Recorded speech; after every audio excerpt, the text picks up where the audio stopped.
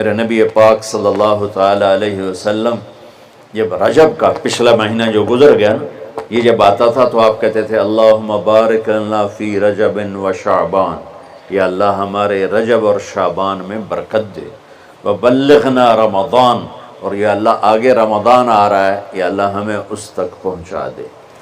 اور آپ شعبان میں سب سے زیادہ روزے رکھتے تھے، کبھی کبھی پورا مہینہ شعبان کے روزے آپ رکھتے تھے۔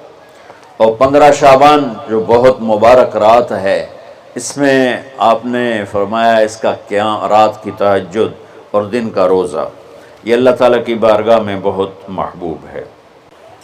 تو بھائیو، رمضان المبارک قریب ہے، 15 شعبان بھی قریب ہے، روزہ رکھو اور رات کو اللہ سے مانگو تو دعائیں قبول ہیں۔ اور اس رات میں بھی اللہ تعالیٰ فرماتا ہے، میرے نبی نے فرمایا کہ میں سب کی بخشش کرتا ہوں جو اٹھے ہوتے ہیں، رو رہے ہوتے ہیں، 5 آدمیوں کے سوا، 5 انگلیاں۔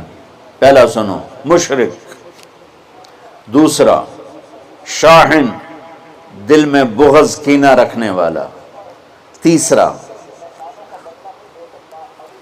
المسبل، متکبر، تکبر کرنے والا، چوتھا عاق لوالدیہ، والدین کو برباد کرنے والا۔ ایک ہوتا ہے کبھی کبھی اونچا بول ہو جائے، گستاخی کا، اس کو نافرمان نہیں کہتے، عاق۔ عاق ہوتا ہے پھاڑ دینا، ایسا پھاڑنا کہ جڑ نہ سکے، جو والدین کے جگر چیر دے اور ان کے کلیجے جلا دے، اس کی اس رات بخشش نہیں ہوتی۔ وَمُدْمِنُ خَمْرٍ، اور روز شراب پینے والا، عادی نشے والا، ایک اس کی بخشش نہیں ہوتی۔ بخشش نہ ہونے کا کیا مطلب ہے؟ کہ یہ شرک سے توبہ نہیں کرتا، معافی نہیں ہے، یہ کینہ اپنے دل سے نہیں نکالتا، معافی نہیں ہے، یہ تکبر نہیں چھوڑتا، معافی نہیں ہے،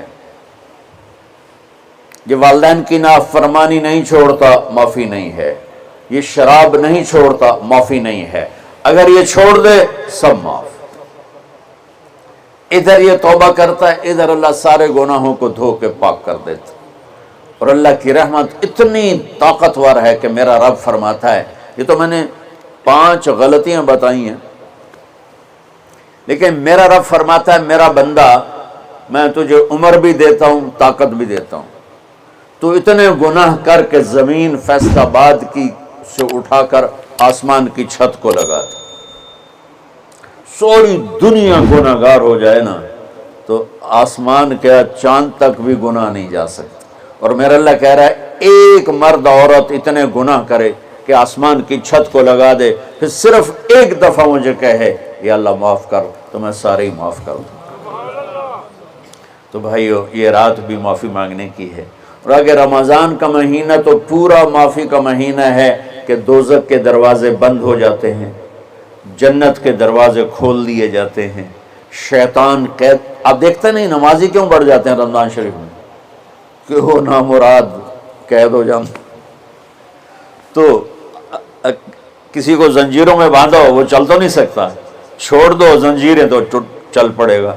تو اللہ تعالی ہم سب کی حفاظت فرمائے، کوئی دعویٰ نہ کرے، لیکن جو تھوڑا سا غفلت میں ہوتا ہے تو ایمان کمزور ہوتا ہے، انہوں تو شیطان بن کے جاؤں نہیں دیتے۔ جمعے جاؤں گے، جمعے کئی جمعہ بھی نہیں پڑھتے، عید تے جاؤں گے، کوئی عید بھی نہیں پڑھتا۔